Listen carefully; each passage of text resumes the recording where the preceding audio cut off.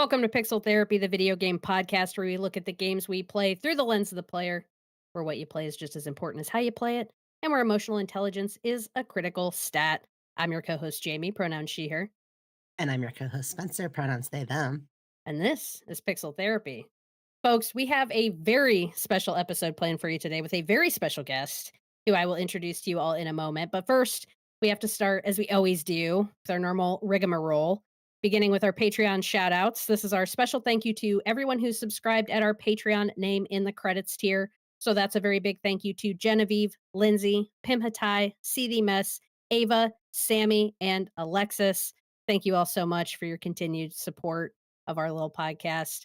Remember, if you want to get your name in the credits, you can hop on over to patreon.com/pixeltherapypod, where you can subscribe for free to get updates about our streams and public episodes, or for as little as $2 a month, you can get access to our Patreon exclusive monthly bonus episodes. And if you're looking for other ways to support the show, please consider rating and reviewing us on Apple Podcasts and subscribing to the Pixel Therapy Pod YouTube channel. That's youtube.com/@pixeltherapypod, where we're streaming Let's Plays on Tuesdays and Thursdays at 8 p.m. Eastern, as well as doing our live podcast recordings on the weekend. Of course, though, know that no matter how you choose to engage with us, we appreciate you being here all the same. All right, it's time to get cozy. It's time to pull up an armchair. Feel free to lie down on the couch and let's talk about our feelings. Spencer, let's introduce our guest today. What? Yeah, our third chair. Today we're chatting with Adrienne Bazir. Adrienne is a game developer, cartoonist, and 2D animator, and perhaps most important to her presence with us today, they are also Insert Disc 5, the developer of the awesome turn-based role-playing game In Stars in Time, which is going to be our main topic for today's episode.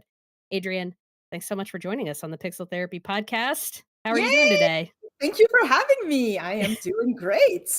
Amazing. We're going to be talking a lot about your game, In Stars in Time, today. But before we get into all that, just why don't you tell us a little bit about yourself? What's your background? How do you spend your time? Oh God. How do you spend your time is such How do you a spend question. your time? Good question for a game developer. What do you do? You just consolidate that into like a quick little blurb, please. All right. About me, like you said, I am a 2D animator, game developer, cartoonist. I was about to say I work, my day job is as a 2D animator, but that's not the case anymore. I got my contract ended, so now I am just sleeping. Love that for you. Yeah, this is right now. You know what? 2D animator, cartoonist, game developer, none of that. I am just sleeping. I am just nap taker. Mm-hmm. How do I get a role like that, actually? Right? Yeah. Exactly. Just let me know where I can send in my resume. You just decide to, and then you don't have to think about all the stuff that you have to pay in your bills, and then there you go. That's just how you do it. Yeah, and then in my what do I do with my days? Once again, sleeping right now. And I now that I have again a lot of free time, I have been watching a lot of movies. There's like an independent movie theater near me that's been showing like a lot. Like they've been doing a Ghibli retrospective, and I watched Castle in the Sky, but I haven't seen in so long, even though it's my favorite Ghibli movie. And I'm like, yeah, oh my God. They're so good. They're just little kids. That's great. So that's what I do. That's amazing. And we ask everybody who comes on our podcast this question, but do you consider yourself a gamer? Loaded term. Lowercase g. Lowercase g. Okay. Yeah, lowercase g.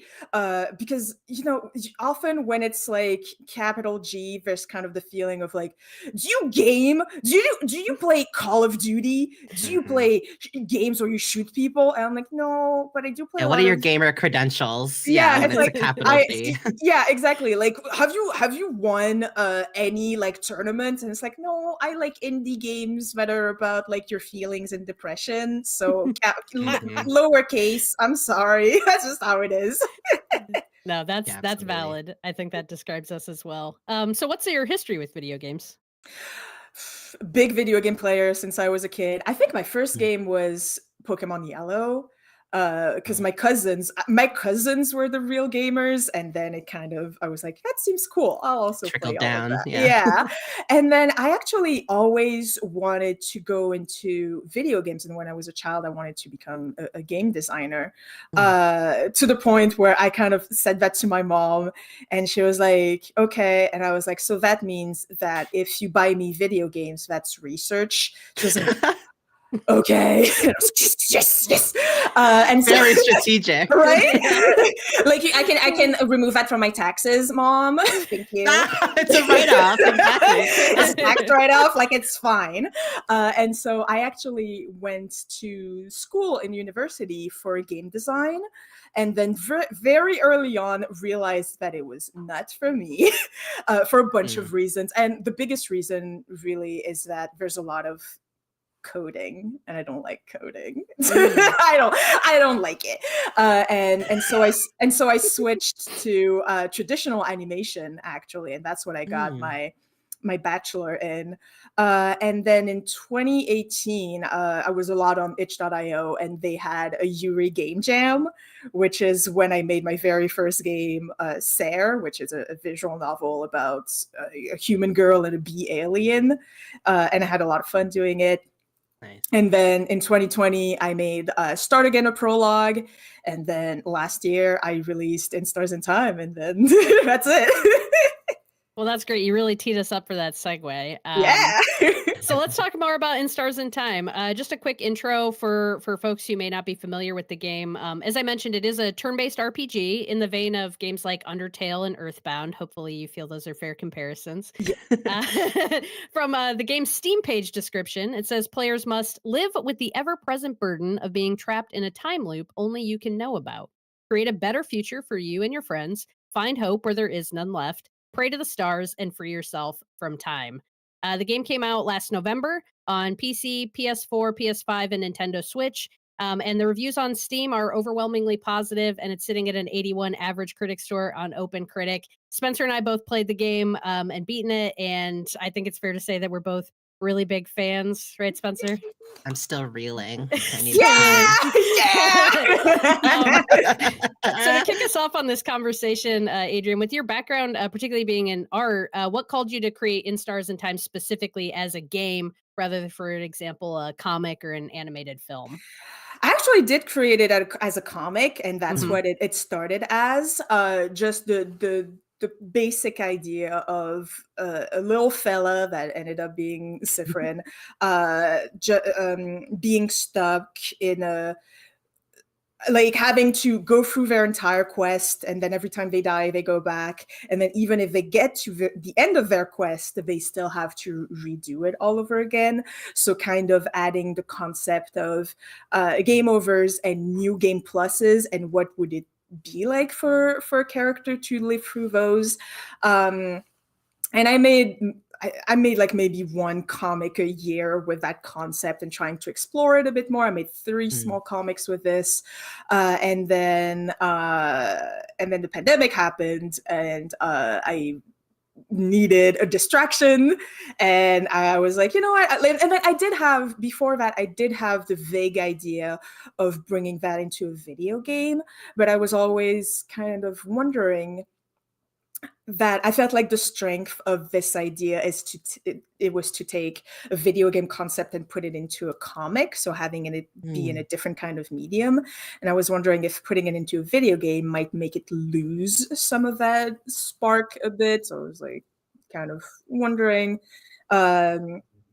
And then I did get the idea of making it a visual novel, but I felt like it was, with the way that I drew it and the concept that I added, it felt like such a fantasy type of story, like Dungeons and Dragons type.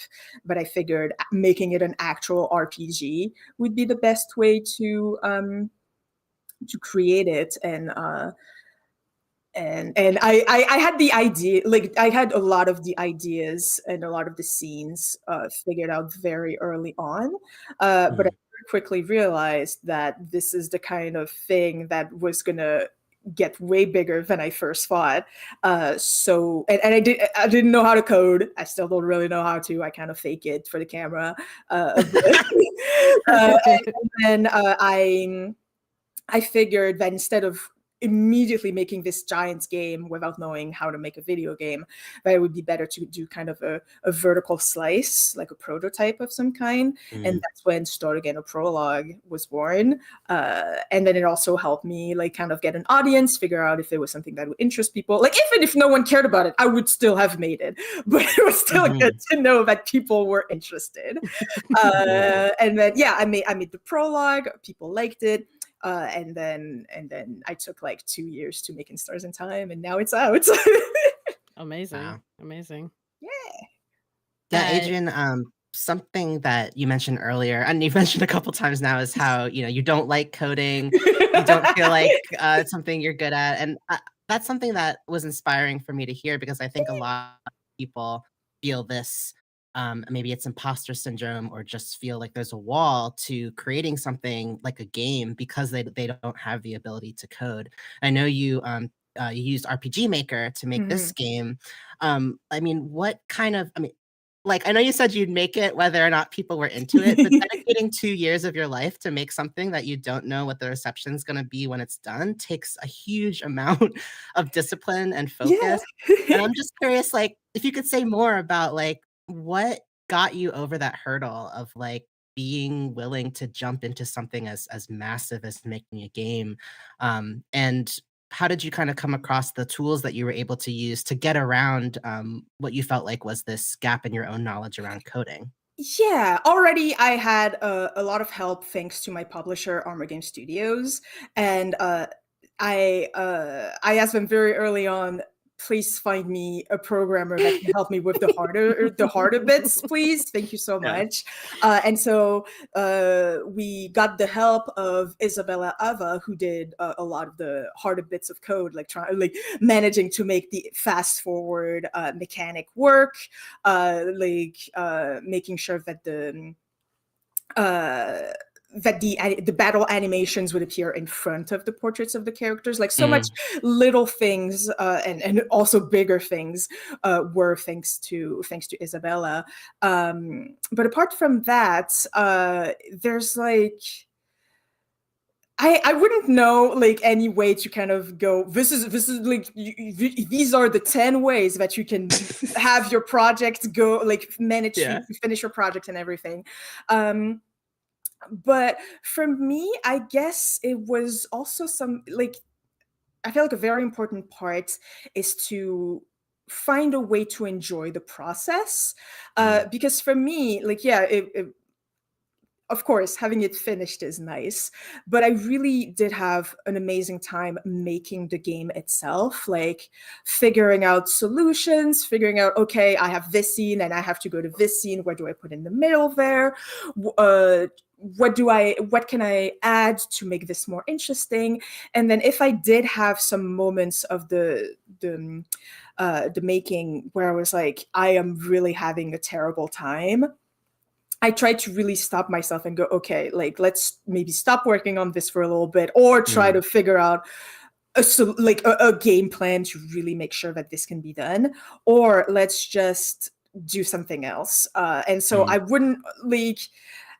I worked pretty chronologically in terms of the story, where it was like, all right, let's finish 90% of Act 1, and then let's go to Act 2. Let's do 90% of Act 2. All right, let's go to Act 3. 90%. And so, but sometimes you're like, okay, I am having such a terrible time trying to do this code.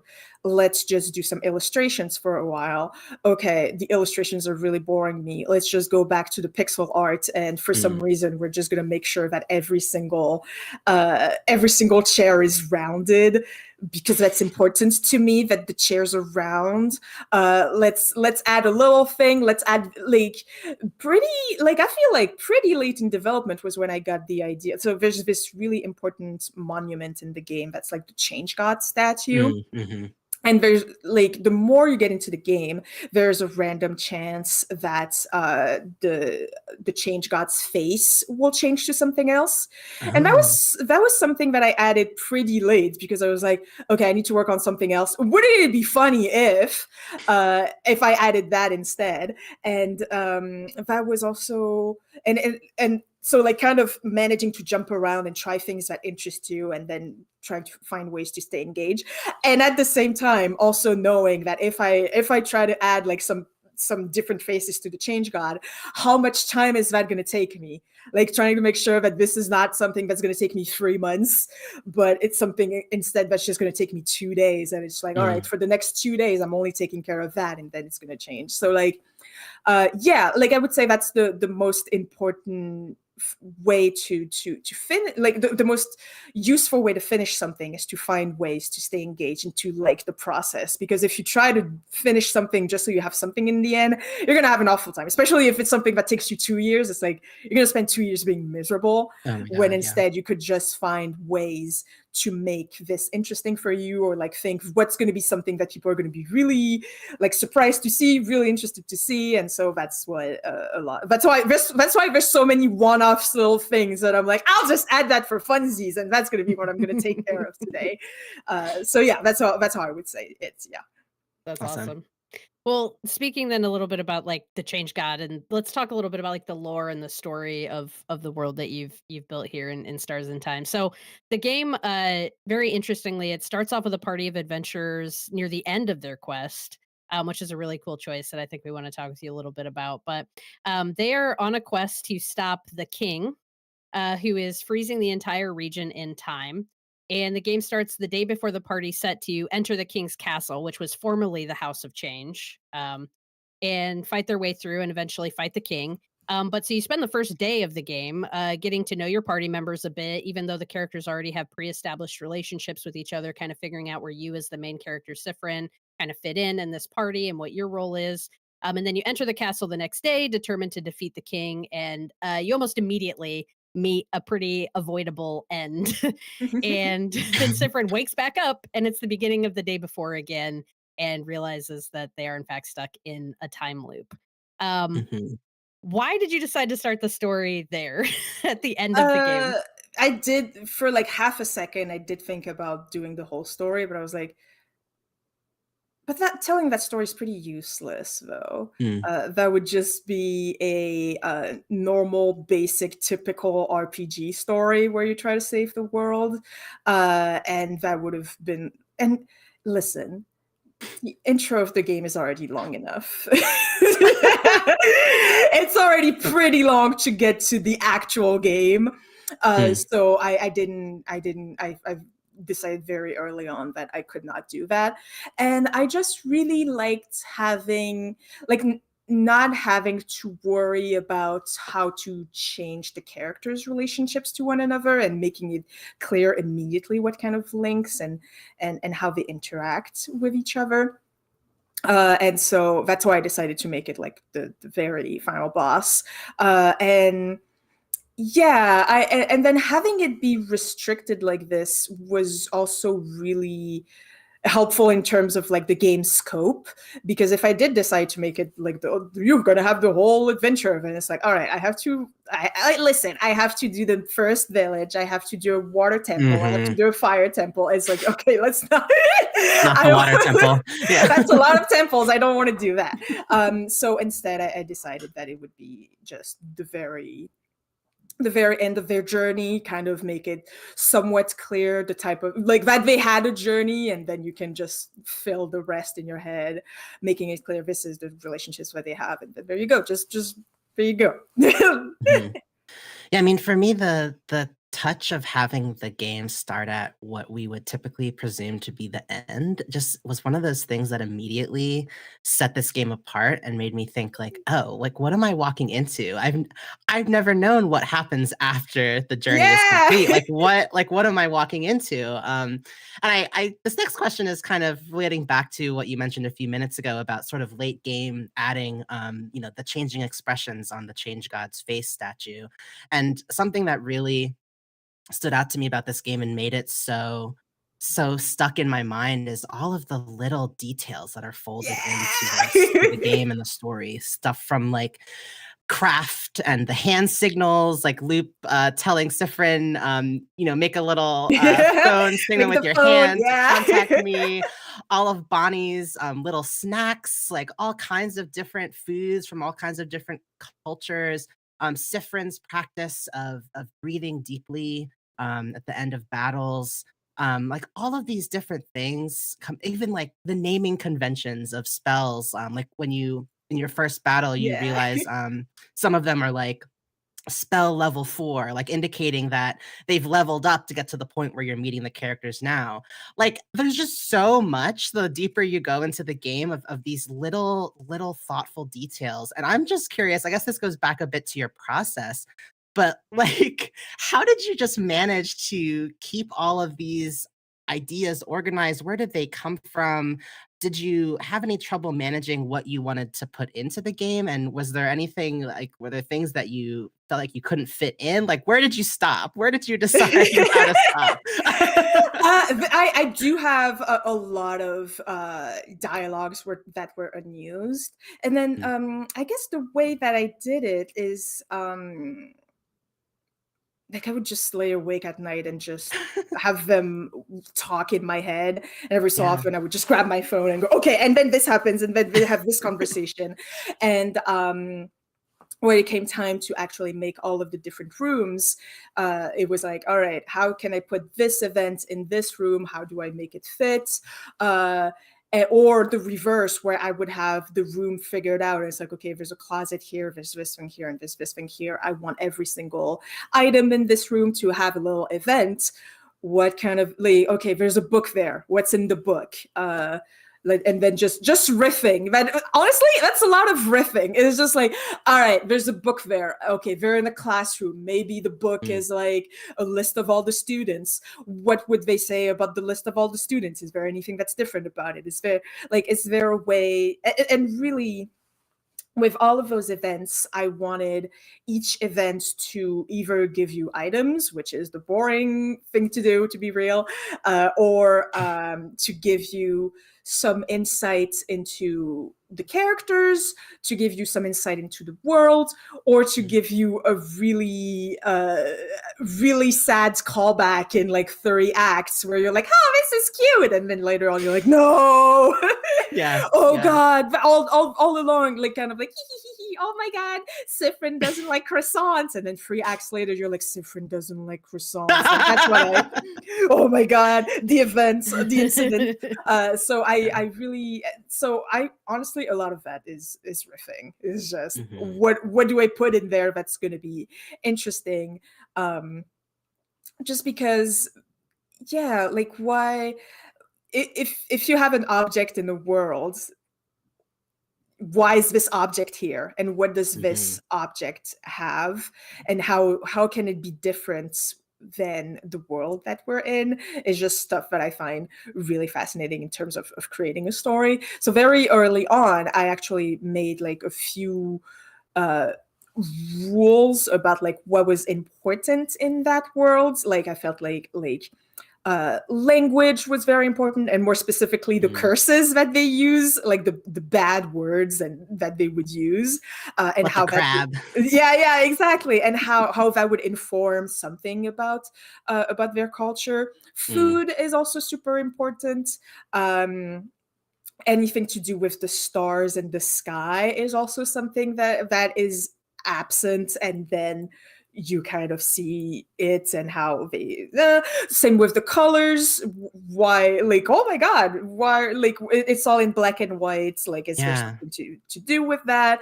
What about the books? There's a lot of books because it's one of the basic pixel drawings that I had. I was like, I need to put books everywhere because that fills space. Now I have to decide what kind of books they are. What would they read? So yeah, like knowing very early on this is what's going to be important to this country in a broad sense, and then how can I make it more precise to give Mhm. more flavor to the world. Mhm. As a going back a little bit on that topic, like as a storyteller, what do you think makes for great storytelling? Secrets. uh, well, I would say in two ways. One is I feel like it is super important for your characters, each of your character, to have a secret.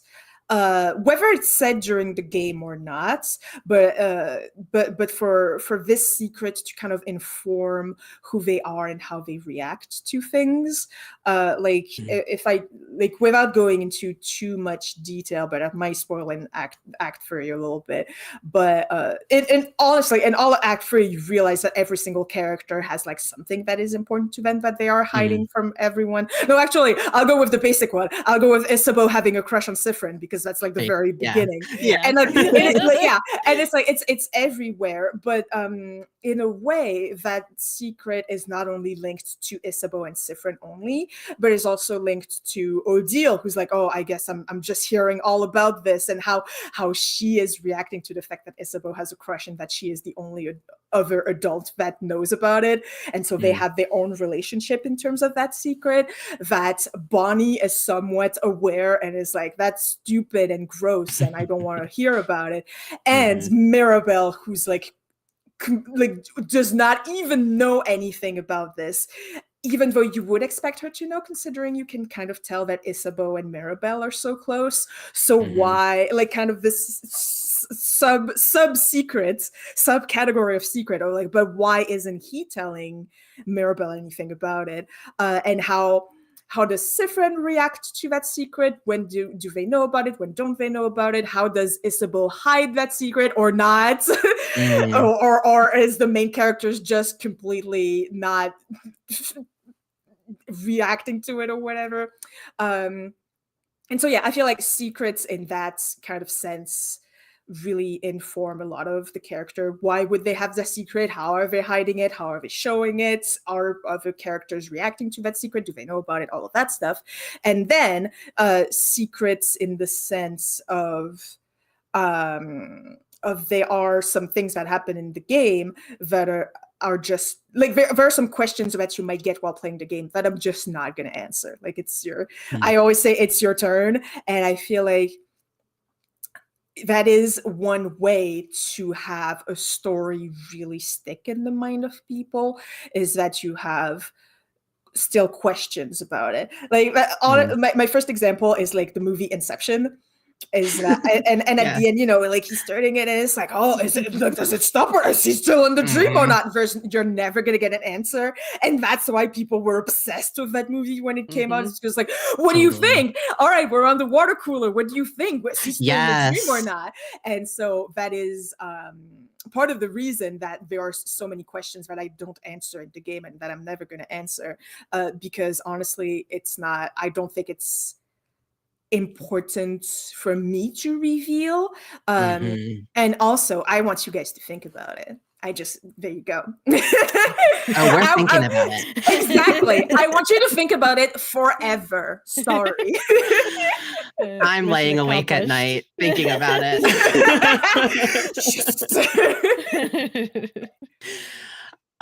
So, you know, we touched a bit on the cast of characters in the story. Is there a character that you identified with the most, and if so, why? All of them in different ways, I would say. I would say the character that I relate to the least is Mirabelle. That's why it has always been kind of hard for me to write Mirabelle, because I'm like, I don't really relate to that girl. Like, that sounds like a skill issue, but I love you. Yeah. Otherwise, like, literally every single character, even the king, I like the main characters, not really the NPCs. I don't care. But every single NPCs. Yeah, sorry, NPCs. Most of you, I don't even know your names. If someone asks me, I'll be like, that's a dictionary of names. This is Emily. Thank you. Yeah, that's Emily.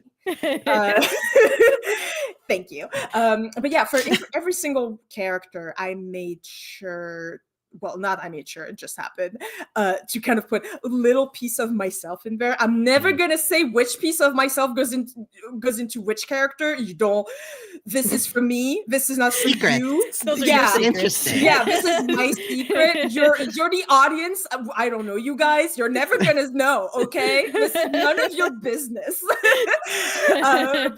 But that's what makes like that is a way, that's not the only way, but that is a way to make characters shine, I feel like, Mhm. is to kind of put a little moment, a little piece of yourself where you're like, this is important to me, or this is something about me that I am curious about, or this is about something about me that I hate, or this is like a really exaggerated part of me, or like a way that I would react if like that I know I would react if circumstances were different. And then I feel like that's kind of what makes a character. So like even for Maribel, that again, I'm like, all right, I don't get you, Maribel. I'm like, but what if I was someone that was closer to Maribel? How would I react to things? Like if I was in her, like, yeah, if I was in her situation, how would I act? If I had her brain. But yeah, and I feel like in a way that is why the game is resonating so much with people, is that there are some, like, we all have terrible parts of ourselves that we don't Mhm. really want to show. And I'm like, all right, some parts are invented, and that's like, you think that's a durable part of me, but actually I got you, this was from my brain because I'm a writer, I know what imagination is. But some of the parts are real, and so you might not know, but I feel like there are some, like, that there's like a resonance that people feel. It's like, oh, like if I was in this situation, or if I was more like this, I would also Yeah, I mean, suck like that. the characters feel deeply human. I think that speaks to how much of yourself you put into them, and then also your skill as a writer. But Mhm, I mhm, mhm. similarly, like, there were so many little pieces that I connected with each character, like so much of Sifrin that I saw in myself, or aspects of Isabeau, or So yeah, I think that really comes through in the game and in the characterization. Let's talk a little bit about gameplay and combat, since that's a big part of the Mhm. gameplay. So again, for folks who haven't played the game, the main gameplay of the game, you're moving through the castle, you're encountering these enemies that are called sadnesses. We'll talk about more about that in a minute. And the main combat of the game is based on rock paper scissors. So the characters all have these crafts, which is the term for like magic essentially in the game, and enemies will have a certain craft that they specialize in that aligns with rock paper scissors, and your characters have crafts that align with rock paper scissors, and just like rock paper scissors, rock beats scissors, paper beats rock. Very simple, straightforward mechanic that I think lends to the how frequently you're in combat and how quickly, especially as the game continues and you go through the loops. um you those combat encounters can go really quickly because it's just so easy to see what the enemy is coming at you with and respond to it and go through that. And then you also have this cool mechanic in there for more complicated enemies of the jackpot attack, which is if the characters do it's four or It's five? 5, yeah. Five of the same craft type in a row, it'll result in a big team attack, where everyone attacks at the same time and does a lot of damage. And they heal, group heal, party heal. Mhm, mhm. Mhm. As you move through the Power castle, of love. there's yeah, power of love, yeah. As you move through the castle, there's puzzles, there's traps, there's tiers, which freeze you in time and can be used to reset the loop. You move through the castle fighting the sadnesses and interacting with objects. We kind of talked about before about, there's books, there's objects, there's things that the characters can interact with, which will trigger a conversation. And you'll learn more about each other through that. Um, and there's as you begin to loop through the game, I really appreciated that you gave us the option to kind of fast forward or zone out. Mhm. Mhm, I didn't mhm. appreciate that. I felt a little guilted about using the zone out That's not my fault. I told you it was fine. mechanic. You're the like that's what's really funny to me about some of that gameplay stuff, is that I'm like, you can do that, and then it's like you don't have to check everything. You can just ignore what your friends are saying. Like it's fine. I mean, I have had a lot of people tell me I never did it because I was scared. I'm like, I don't Yeah. that sounds like you're really close to that sounds like you're really worried about what people might think. Mhm. Yeah, I think we're gonna talk more about this here in a minute, but I really appreciate how much friction the game gives you as you're playing through it. Even though at times I was very like, yeah, as someone who has a lot of social anxiety who wants people to perceive me as like a good person, like even within the game, I was feeling triggered of like, well, fuck if I like, especially when you get to those really important Yeah. conversations with characters, and it's It's like, like, oh, all you're right, telling me about uh, your traumatic history. I can't zone out right now. That's mean. Yeah. It's like, yeah, yeah. it would, wouldn't it? Yeah, but so the zoning out basically fast forwards the text because the whole game is text based. So it fast forwards the text so you can very quickly move through things that you've encountered before in a previous loop. And very generously, like the game will stop the fast forwarding if you encounter text that's new to you this time. Although sometimes by fast, you tune out and then you get the new screen and you're like, I What don't happened? remember I don't remember what the context is for this now. And that would stress me out too Mhm. because you'll get like a dialogue option that wasn't there before, or, something small will change. There's also the equipable memories.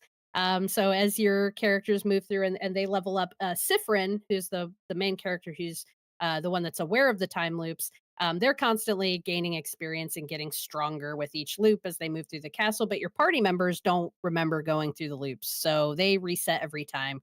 But you do, as you work your way through the game, earn these memories that you can equip on the party members to give them skills and stuff that they unlocked in a previous loop. I thought that was a smart way to give us some of the buffs that we had earned with while still being just withholding enough to Mhm, continue to be a little bit frustrating. mhm. Um, so yeah, let's Yeah. talk about the frustrating aspect of the game, right? Like let's just get into this Mhm. because hilariously, I'll just share that Adrian joined the call while Spencer and I were prepping for the conversation, and I was going off about like how much I was saying I love this game, but there's parts of it that are really fucking frustrating. Like in the middle of the game, I was getting so frustrated at the point where my partner who's sitting next to me on the couch is like, "Why are you playing this game?" Because I'm like, "Oh my god, I've got to go start the time loop again." Um, there's that friction is so important, I think, to where you get at the end of the game, to Oh, yeah. how I felt at the end of the game. It Mhm. so completely immersed me in Sifrin's experience and perspective. I was like, I do think it's essential, but Right. there's also a big risk to Oh, putting your yeah. players in a situation where they are going to be annoyed that they have to keep doing the same thing over and over again. And it sounds like you're really aware that that frustration Oh, yeah. exists, Yeah. that it was really intentional. So, could you talk to us a little bit about that? Like, how did you try to balance that? Were you trying to balance it? Were you nervous about creating that much friction? Why was that so important to you to get into the game? The real answer is I didn't think it was gonna be that bad. So everyone's just been shitting on you about this. Yeah, So you're and like, I'm like, "Oh, okay, okay, oh my god, well, that was on purpose," and I'm like, "It was kind of," but I'm still like, I have seen some people, uh, um, compare the game to games like Drakengard and Fear and Hunger, and I'm like, Mm. which are both very much games that 100% are here to frustrate you and to put you in like actual despair while you're Mhm. playing the game. And like, is it that bad? I don't think it's that bad, but whatever. Like, it works with the point, so I'm not gonna. Like, that's the whole. Like, honestly, like. So again, I didn't think it was that bad, but the fact that it frustrates people is honestly such a bonus for me. I'm like, oh, that's amazing that it frustrates people because that is the whole point. I did mean, yeah, yeah, and I did try to add a lot of quality of life stuff Mhm. to make sure that, for example, like for a long time, every time you died, you were supposed to go back to Dormont and not be able to like go through the different floors. And then it's after a few months that I was like, I think I should create a teleport screen. That was Uh, generous of you. yeah, Yeah. thank you. Exactly. Because like because the reason is that at the start I figured that it would take like I was very inspired by roguelike games, Mm. and I wanted to maybe from like the first town to the top of the castle, I wanted you to take maybe 20 minutes to go from there to there, and that's why you would only lose 20 minutes. And then I added so many things that it was not going to take 20 minutes to someone, and I was like, okay, I need to put I need to put some checkpoints. But yeah, the fact that it is frustrating people is so amazing to me. I am really, really glad. And I feel like there are some people that are gonna completely like abandon the game because of that frustration. But again, the same thing with the secrets is that it's gonna stick in people's minds because it is frustrating, and people are gonna talk about it with their friends because it is frustrating. And so that works Mhm. for me. I like that. Yeah, I and there are when it comes to like the gameplay, for example, the zoning out, I like that is also a quality of life thing, but I wanted to make sure very early on, okay, you need to be able to like fast forward through all of that dialogue that you've seen. And I wanted to feel like an actual thing that Sifrin would do. And so there are moments where Sifrin just doesn't notice that something has changed. For example, in Act 3, there are like two lines that get skipped that are new that Sifrin doesn't notice are new. And then I think the next time, if you do the same things, Sifrin does kind of stop and go, oh, that was different before. And it's also different now. Okay. Um, and there are moments where the fast forward will stop, and not only because you have a choice to make, because like every time you have a choice to make like the fast forward stop, you have to make the choice and then you can start fast forwarding again. But Mhm. there are some moments where Sifrin stops zoning out, and those are either moments where something really different is happening, or every single time that Isabeau tries to confess, Sifrin just goes, no, we are listening. This is important. And that's also a thing of a big frustration thing that I was like, because it never changes. Because it is still like, is it? No, no, it's not gonna happen. But I'm still gonna make you, the player, wait through like 5 lines where it's like I'm making you press the button and then it takes like a second for the rest of the text to appear, because maybe you, the player, in a little bit are like, it's stopping, so is it time? And most Mm. because Sifrin is like, is it time? It's never time. Well, how to whatever degree it was or wasn't intentional. I think the effect of it is genius. Like the end result is so powerful.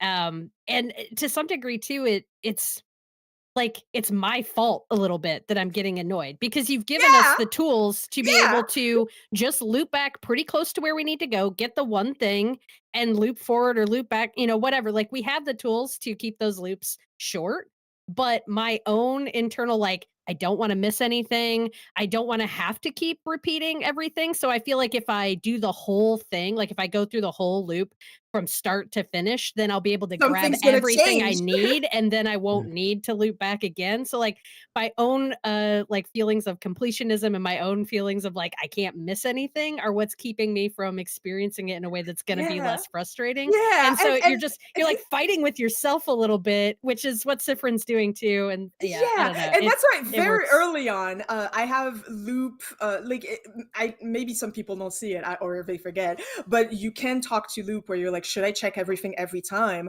And loop is like, you don't have to. You can just check like 3 events that you like every Yeah, but I loop, don't and you trust can. Loop either. Like Yeah, Loop Yeah, I is don't saying trust. that like that you is don't one thing. have to, That is one I thing I don't did know. not explain. You could zone out, and just be an asshole to your friends. I Yeah, yeah. That's don't know. one thing where I was like, okay, like I did mess up for that one where I didn't.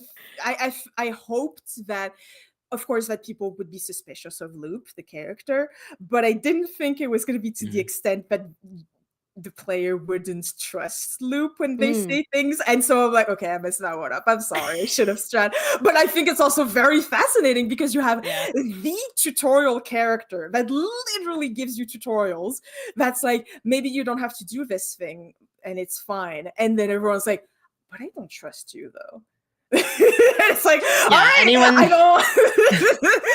I anyone tried. who's hung out with Loop for the day knows not to trust them on That's anything. true. That's true. I mean, for me, I'll say that decades of gaming and decades of RPGs have trained me to Mhm. always look in every drawer, That's interact true. with every item. pay attention to every dialogue, because there may be nuggets of information there. And at first, it was something where, similar to Jamie, I think there was this guilt feeling or this expectation that no, like, is it really the same every single time? Like, is it and you Mhm. sneaky person, you, like, you did put in things here and there that were slightly different, and so it Yeah. would get in my head and make me think Mhm. like, "Okay, I'm suddenly seeing, I an have to check interaction every that wasn't time. there." Yeah, I have to check everything every time. But something that fascinated me about the game is that how that guilt slowly morphed into real horror, because there would be loops that would end horrifically. Thanks for that, by the way. Um, I would have moments where Sifrin would start to lose track and loop back, and I would be like, "No, no, no, wait, like, I have chills. My blood is running cold. My heart is pounding right now."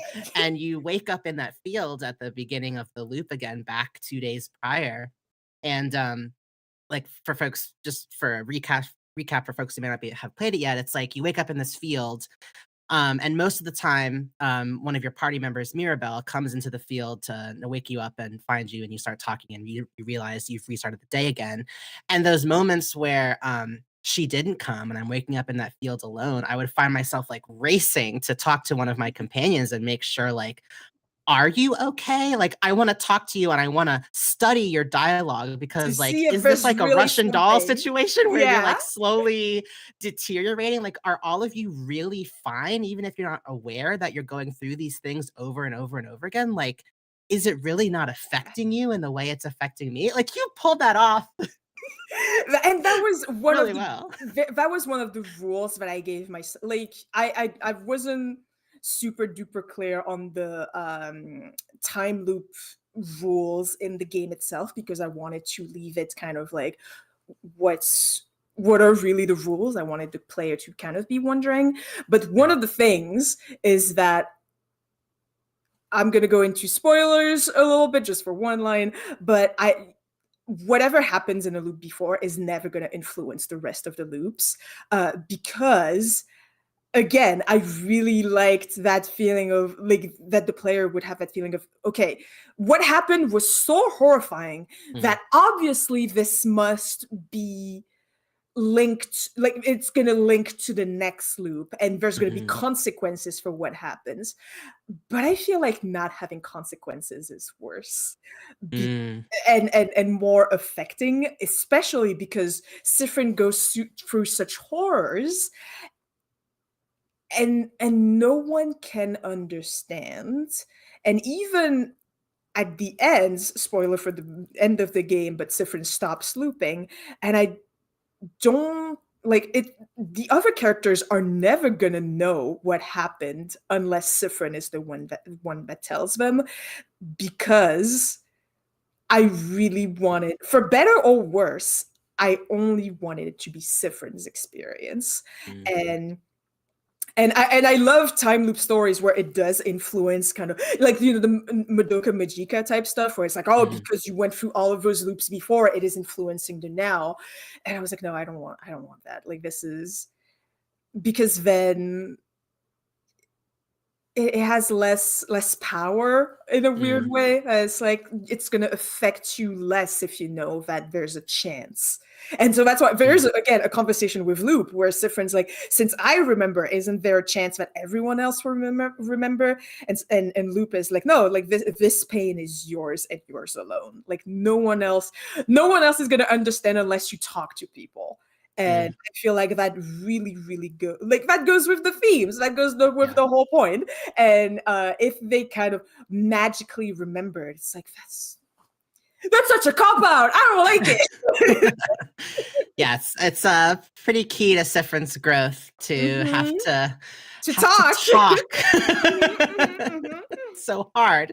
mhm, I mean, one more thing on the loops, like just from a creation process, like, was there anything difficult around staying organized or keeping things straight, writing a story with so many loops? Like, what was that like for you? I'm good. I'm really well organized, so You're I'm like, good. "I've got that big brain, okay, I'm good." I'm all good. I don't know. Sounds like a skill issue again. Yeah. No, like the thing is, I use a program called OneNote, and I really like it to have all of my notes, because you have tabs here, and then you have sub tabs here, and then you can have even more sub tabs.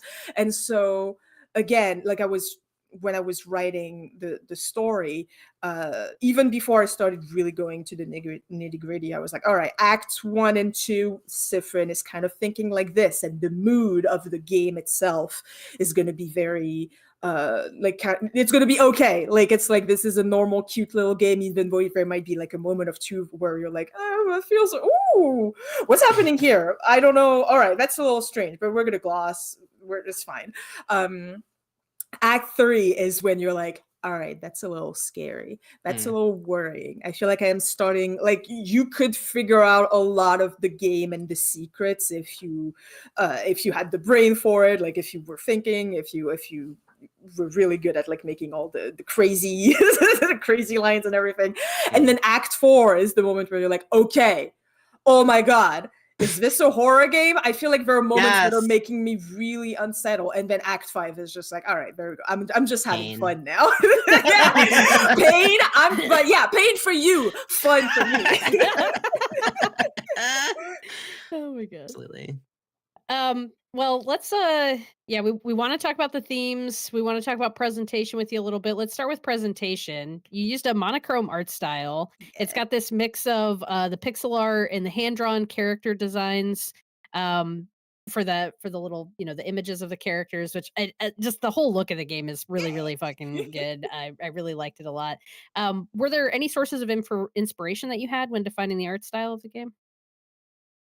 No, really. I mean, and Okay. by that I mean 1,000, but I wouldn't be able to like say there's Yeah. like one in particular that really inspired me.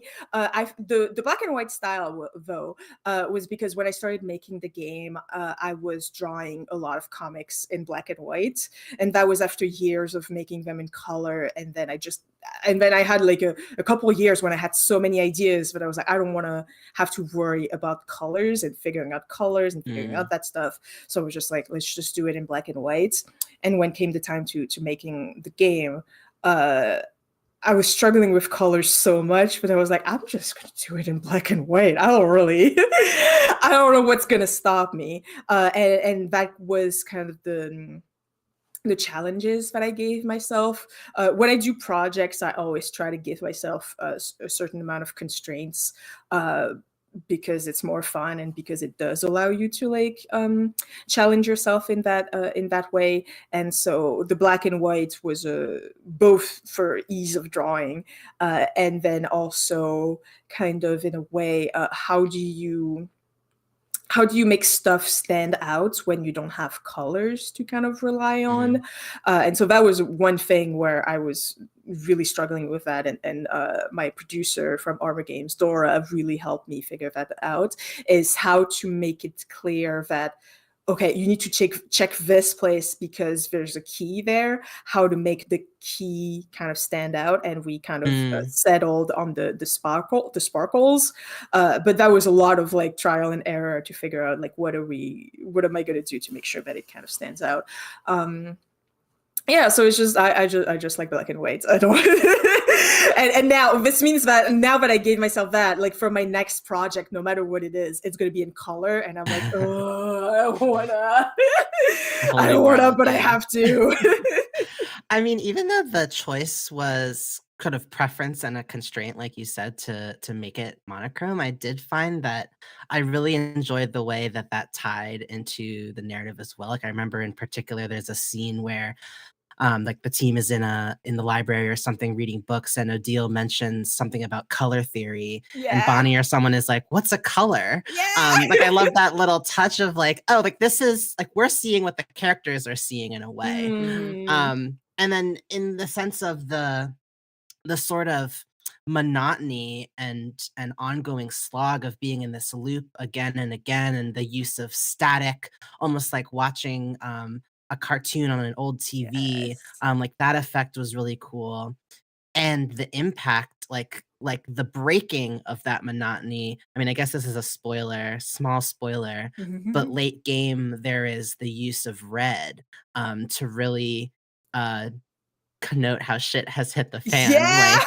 Which the It characters was refer to as a shade, which I just thought was very yeah, because Yeah. they they don't can't yeah, even they're just like, "What was Because that they don't articulate. weird know. shade?" Yeah. Yeah. Yeah, like all of that, just it really contributed to the overall impact of the game. So for a somewhat off the cuff Yeah. Oh, choice, yeah. it really paid off. And that's the thing is that I feel like there's so many things that I was like, I'm just gonna do that for shits and giggles, and then it ended up being like a whole thing. And the black and white was part of it. I remember that I had kind of a little idea where I was like, oh, if I like that was super early on in development, so don't think that it's gonna happen.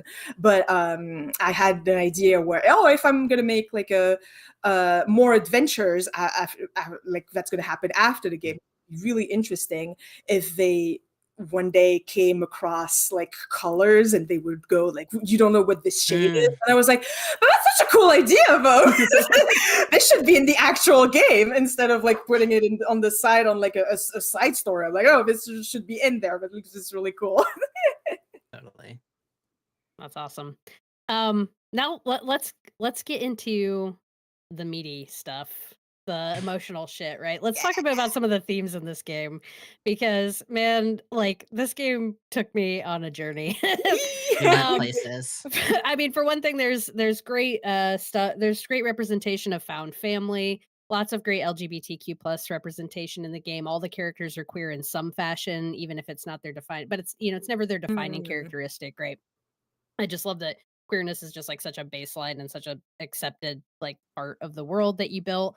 Um, I want to talk a little bit about the change religion Mhm. first, especially in relation to the king's desire to freeze time, and that being such a central conflict in the game. In the game, folks follow the change religion, which is basically this concept that everything they just embrace change in all of its forms. There's obviously some interesting parallels and conversation there to be had around transness, around gender fluidity, but also characters just believe that you should be constantly pushing yourself to change. And on the other side of that coin, you have the king who literally wants nothing to change. He was freezing the world in time, um, and there's this like so much sadness with the king too, right? Like again, this is a little bit of a spoiler, but the first time you meet the king, he's literally a figure who's on his knees weeping. His like minions, so to speak, that you're fighting throughout the house are called sadnesses. The vast majority of those are crying. um Tears are dangerous to touch, they freeze you in time. Let's talk a bit about this. Like where did this idea come from? What did this all mean to you as you infused the game with these themes of change versus the desire to like hold everything the same, and like the I don't know, the grief that's tied to that? Mm. Yeah. I got the idea of like making like I wanted when you have like an RPG or something with fantasy, I feel like it is kind of like 90% of the time you're gonna have to talk about religion in some way. Mhm. And I'm an atheist. I don't know anything about religion, so that was something where I was kind of worried about it. I was like, I hope I'm not gonna offend someone with that. And I asked like a bunch of friends that are religious, like, hey, is this okay? Or am I saying something that is super offensive and I just didn't notice? I hope this is okay. And then I got a bunch of feedback thanks to that. Um, and then so since I was making a religion all about change, and I wanted to do that in contrast with the whole time loop thing, and I thought this would be an interesting duality when it comes to that, and to also make the king a figure. Well, if you make a religion about change, you have to make the villain someone who doesn't change. And early, like for a really long time, I really wanted to make the king uh irredeemable, and in a way where and I didn't do that in the end, obviously. But I really wanted to make because I was at the time I was very tired of a bunch of stories where they would show you someone that does horrible things and then they go, but do they have a point? And I was really tired of that. And I think in one of my very early notes, and then I didn't end up keeping that, is that I was like, king equals fascist. That's what I had. I was just like, there you go. I don't like, that was one of my rules, and I think that's the one rule that I didn't follow for all of my constraints, is that make the king a character that you cannot sympathize with in the slightest. But I like writing villains, so I ended up I ended up giving him a somewhat sympathizing backstory. I know some people are still like, no, the king is the worst. And I'm like, but he's my baby. He's my little meow meow. I like him. I definitely had an oh no, he's hot moment when I met the king. So. He's my little guy. Listen, I like him. I'm sorry. But at the beginning, since I was like, okay, he's a fascist, and I'm going to make him a figure that cries. But at the same time, he is hiding his face. So is he really crying?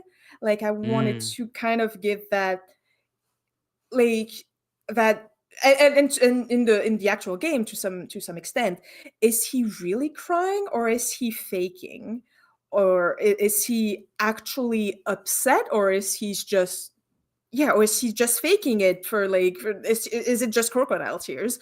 And then even now, like, I feel like it could be up to interpretation. And as I figured out his backstory and Sifrin's backstory and everything, I was like, well, I failed. That's just way too much of a compelling backstory. I like him now. Yeah. That was really interesting for me. And for the change religion itself, like, I did a lot of research about how would you get to that point, in the religion and creating that religion. And I feel like if you are like in that kind of fantasy world where you have magic and everything, and that you have this kind of magical magic system that's all around creation, they might probably be something to do with change and creating, and for that creation to go towards the body and the mind itself, and and them going as far as going, you can't just create once and then have a masterpiece. You have to continue to create, and for your own body that means constantly changing. And then I honestly didn't really like at the start, and then it happened, but I didn't intend for that to become like a transgender or a gender allegory. It just happened, and I was like, you know what, that is really that's pretty queer. I like that. I didn't mean to do that, but it's pretty queer. And so same thing. I mean, you have the image of a cracking egg in your change that one was on purpose. I added it later, but that one was on purpose. That was at the moment where I was like, okay, that is queer. Okay, sure. But yeah, and then starting with, like, if you have a religion all about change, how would that affect the people? And something that you rarely see, how would that affect gender? How would that affect sexuality? And I feel like this is the kind of world where they don't have the concept, like, I feel like they don't have the concept of being transgender. It's just like, or like, have you changed or not? And kind of changed to one gender and then came back. That's still changing. That is still exploring yourself. And I feel like they also wouldn't have the concept of like being homosexual or being heterosexual or being bisexual, because it is all change also on its own. But then I did go as far as going, yeah, okay, if they would be so accepting about change, the first part, I didn't touch on that at all, but I am sure they would be really crazy about sex and reproducing and having babies, because that's what change is, right? And so people that are asexual and aromantic probably are feeling not great in that society. That is this is a utopia for trans people. This is a utopia for people that are sexually and romantically attracted to people. Asexual people and aromantic people are fucked. Like, what do you mean you're not changing? Like, don't you know that love and sex are some of the most important things to change, like that allow you to change and know yourself and change your body, especially if you have a uterus. Why don't you want that? And Mm. so I really wanted to explore that with Mirabelle, who's Arrow Ace, and how she would feel about being someone who loves that religion so much and um, really loves so many parts of it, and how it allows her to change and know so many things.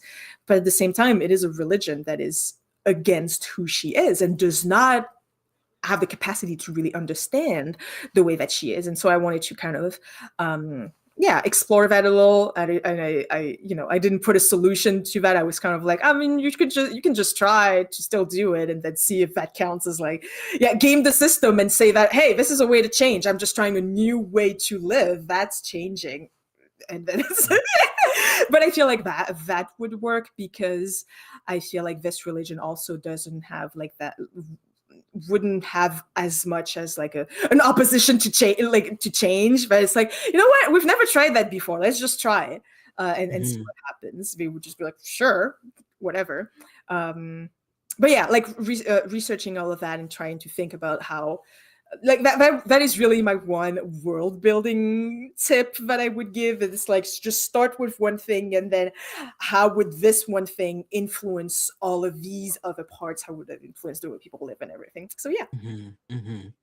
No, I mean, I feel like there was something so powerful about exploring this idea that, I mean, initially, like to me as well, this belief system built around change. Like I was like, where do I sign up? Like this is I mean, I can't Mhm. describe how it felt. I think one of the many times I cried in this game was hearing Isabeau say, talking about how change is destruction, that Yeah. to change your body, to Mm. change the face you show the world, you have to be prepared to let go of everyone and everything in your life. There's no change like that without sacrifice.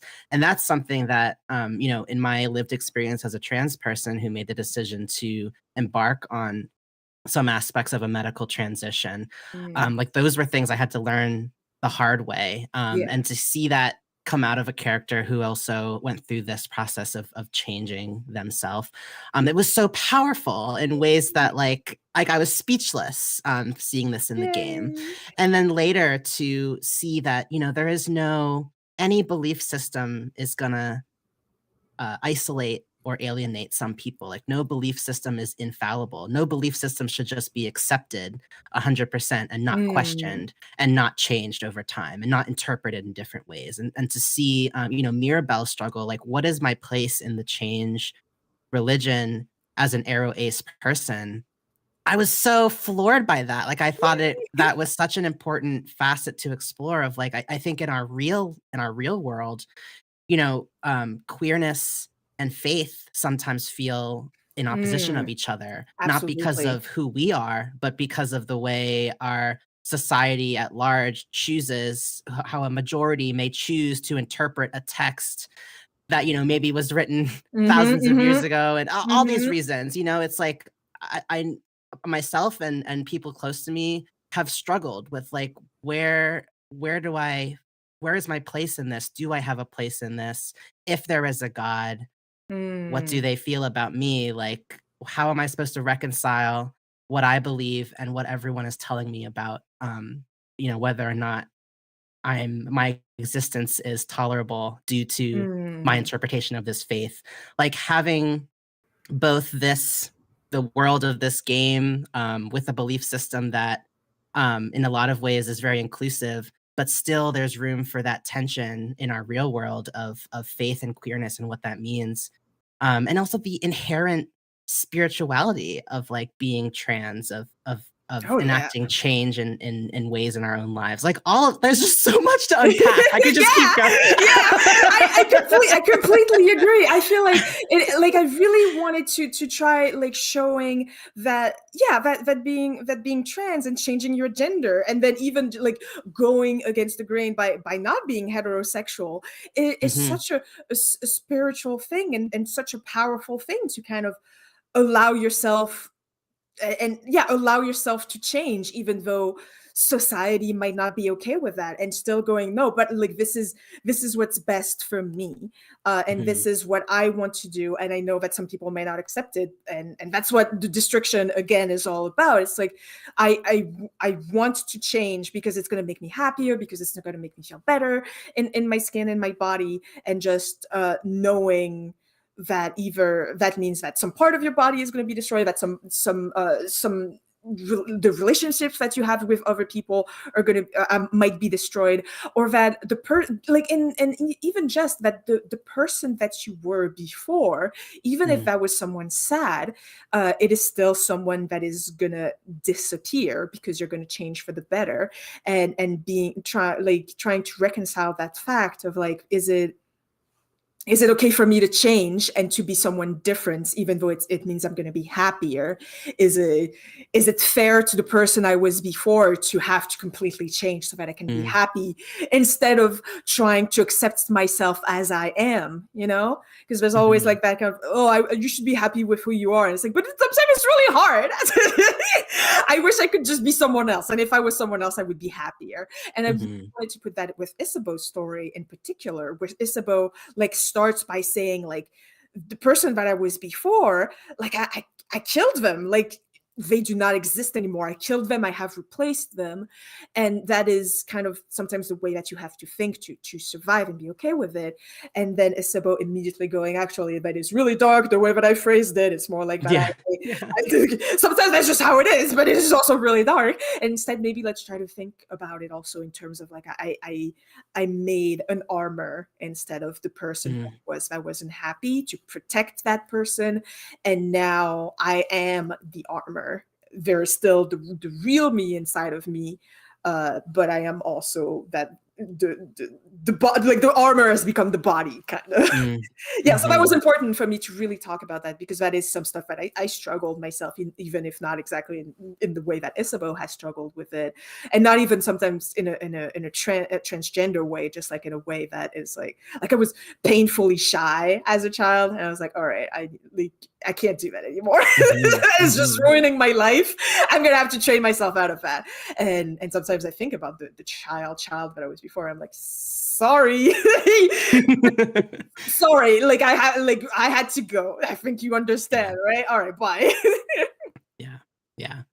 No, I mean, I think just we've talked on this podcast before about how games can be tools for building empathy, for understanding ourselves, understanding the world around us. And I did think it was really special how this game imagined a world where, we could do away with labels entirely and have a culture, a society built around this concept of change. Like, what would that look like? What could we be allowed to be if we didn't have these preconceived notions of roles and labels and things like that? And I know that labels are important self-identifiers, and I'm not trying to say For to some anyone people, that, it's really, really it's good. important. Yes. Love However, that for you. for a lot, I love that for you. There's also a reason I call myself queer, and that it's not like it, and that is especially if you are in online spaces, there is such a push for you.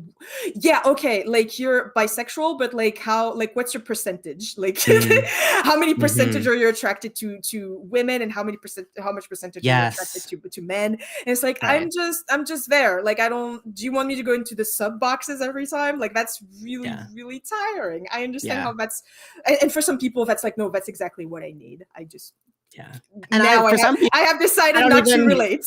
yeah, like, I don't even identify being bisexual that way. To me, being bisexual is attracted to similar or other genders. It's like, we might not even be talking Yeah. from the same frame of reference about what this identity even means. It's like, Exactly. Yeah. there's just But so much. sometimes we have such different ways that we define a word. And so for bisexual, Yes. like that's like a whole thing where it's like, all right, what do you mean by bisexual? Do you mean this one, this one, this one, this one, this one, this one? Same thing with Yes. asexual or romantic. It's like, all right, but like, are you fine with having sex or you're not fine with having sex? And so that's why it was really interesting to have this scene with Mirabelle and Sifrin talking about their asexuality, because they have pretty different ideas of what that means, and they don't go into details with it. And I feel like they would probably in the future have a really interesting conversation where they would just talk past each other, and then they go, "Oh wait, that's what it means to you. Okay, let's go back and start this conversation again."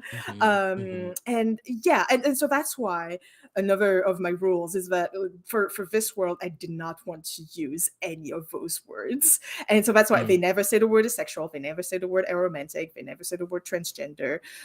Like all of those, I just want, like, part of it is like I didn't want to talk about this, and the other part is also like that feels always a little strange to me when you have a fantasy world and they're like, hey, all right, let's go yonder to the tavern and talk about being transgender. And it's like, what are you saying? You're saying tavern and transgender in the same sentence. You can't do that.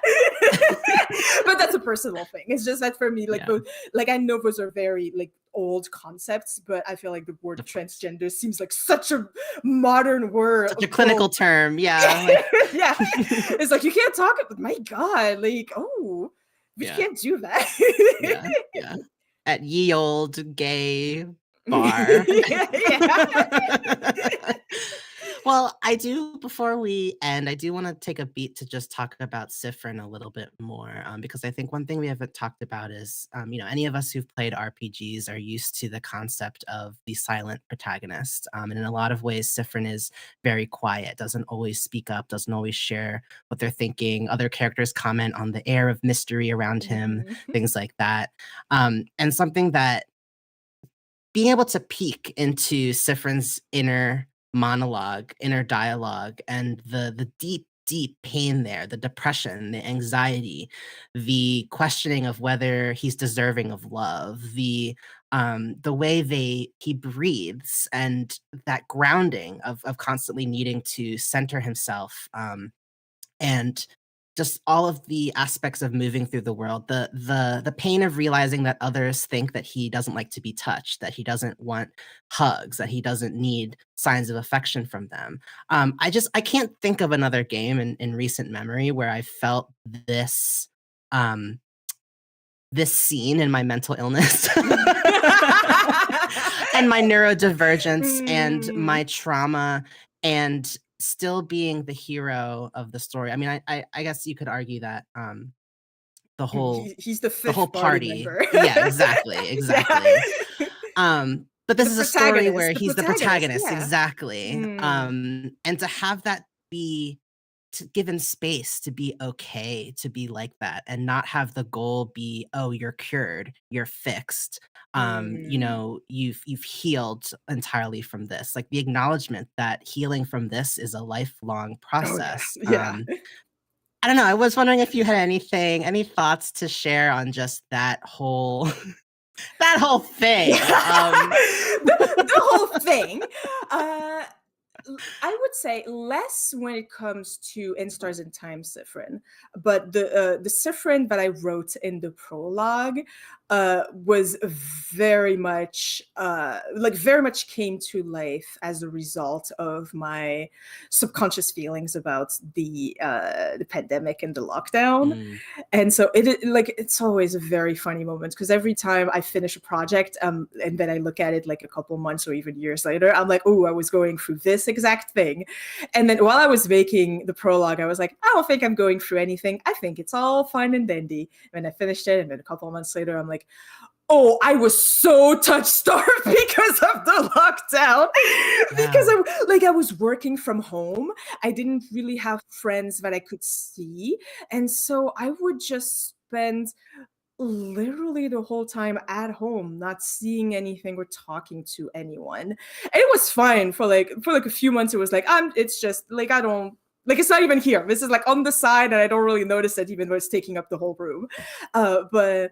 But yeah, replaying the prologue now, I'm like, ooh, your girl was not okay. Mm. She's not cool. She's not good. And really like I and of course a lot of those feelings in the prologue are like exaggerated up to 11 where it's just like just someone touch me like that kind of feeling like just oh my god I'm just going next to them and this is it I'm all good. And also no worries, but like did you know that if you don't touch people you go insane? That's just a fun fact. Sifrin's not thinking about that and the developer is not thinking about that either. That's just a fun fact, don't worry about it. But yeah, and then for In Stars and Time, Sifrin, it was a lot less about that because then I figured out ways to get better after the lockdown, and so it was about taking those kind of facts that I added to the prologue, like Sifrin doesn't like to be touched, Sifrin is pretty depressed, Sifrin doesn't talk to their friends, and then just again like going as a base here, and it's like okay, Sifrin doesn't like to be touched, but are his party members noticing that he doesn't like to be touched, or is this a new thing that just happened in the loops, or would it be more interesting if that was always a thing and it just got exasperated by like the time loop that he's in, and same about like the depression, is this something that happened during the time loop, or was it something that was always there to some extent and then just got up to 11? So that was a lot of those like that prologue Sifrin was already my own feelings but pretty exaggerated, and Stars in Time was just like, all right, let's like instead of digging into me for a bit, let's dig into the character and how would Sifrin start getting those symptoms, those way of reacting to things. Like I think in the prologue I added you breathe in and out at the end of every battle, and so I was like, okay, but like that's a cool line that I added. But why? Like, that's a lot of. Why is it here? I was riffing the whole time, but like, why is it here? You're just riffing gold left and right throughout this whole process. But that's the thing, is that I feel like since there were a lot of things where I were like, okay, this is set in stone, this is set in stone, this is set in stone. A lot of the other things just happened on their own. Like one thing that really made me laugh when we showed the first trailer for In Stars in Time, and then we show Sifrin's first death, which is being pancaked by like a boulder, and then you had people like, I was like, this is just a funny death, this is a funny cartoon death, and that way you're not taking this game too seriously. And in the Discord I had a lot of people that started saying, oh, I get it, it's because Sifrin is scissors type and this is a rock that's falling on him, and so that's because Sifrin is weak to rock. That's obviously why it's here. And I'm like, wow. Yeah. Yeah. Just oh my god. The mantle of the whole time. That was exactly what. That's why I did it. Oh my god. You know what? You're so smart for noticing. Thank you so much. Yeah. That was 100% on. You did it. That was 100% on purpose. And there's still a lot of things like that are happening. And now every single time I'm like, yep. I did that on purpose. Thank you for noticing. Oh my god. Well, you heard it here first. You can just fake your way to genius. Oh yeah, exactly. 100%. You have to fake it until, that's like my motto, fake it till you make it. And sometimes you're like, yeah, of course I did that. But now it just reflects on you as like your innate yeah, exactly. Like sensibility. Yeah, exactly. Natural genius. Just born genius. Don't have to think about it. It just happens. Thank you. Oh my god, that's amazing. Well, in case folks haven't picked up on this from our conversation, if you have not played In Stars in Time, you should go play it. Give this game a shot. Work through any frustrations that you have in the middle section. It is worth it. This game will bring you to tears multiple times. Keep it and pushing. I really, really enjoyed my time with it. And now I'm just sweating over whether or not I should go back and try to get the platinum on PlayStation. Because it seems like there's a lot more secrets in there hidden that I probably want to find. Oh yeah, there's a bunch. And I know people have done guides already, so I'm sure you could find a guide of someone being like, Yeah. oh, how do I get this? And it's like, there you go. We've been asked this 10,000 times. Where's the guide? Amazing. Amazing. Well, unfortunately, time is up for today's session of Pixel Therapy. Thanks everyone who's here on YouTube watching live. Thanks everyone who's listening at home. We hope that listening to our thoughts and feelings gave you all some thoughts and feelings of your own. Adrienne, thank you so much for joining us today. How can people follow you in your work? I am at insert disc 5, and it's disc with a C and 5 the number. On like everything on Twitter, on Tumblr, on Instagram, on co-host, on some of the things I've forgotten. And if you are also interested in getting to know more fans of the game, there's also an In Stars in Time Discord channel that is linked on the In Stars in Time website, which is instarsintimes.com. Yay! Amazing. Folks, definitely go check that out and follow Adrienne. I'm so excited to see what you do next. Yay! If you want more Pixel Therapy, you can come check us out at patreon.com/pixeltherapypod, where you can sign up for free to stay up to date on everything we have going on, including our weekly streaming schedule, or subscribe for as little as $2 a month and snag that sweet monthly bonus episode. We'll be live streaming video games this coming week on Tuesday and Thursday, just like we do every week at 8 p.m. Eastern Time. And that's Pixel Therapy YouTube channel, youtube.com/@pixeltherapypod. And of course, you can support the show by rating and reviewing us on Apple Podcasts and following us on Twitter @pixeltherapypod. That stuff is just as important, and we appreciate it just as much. Finally, since we like to put our money and our energy where our mouth is, we end every episode with a recommended side quest. This week, I wanted to spotlight Salma Shawa. She's on Instagram at anat.international. That's ANAT.international. And she's a content creator creating resources, information, and news, pushing followers to think critically about Palestine. So go check out her account at Anat International on Instagram. Thank you for that side quest, Spencer. That is our show for today, everyone. So go forth, run a story mission, level up some stats, and don't forget to hug an NPC every now and then. We'll be back soon with some more Pixel Therapy. Thanks, everyone. Bye-bye.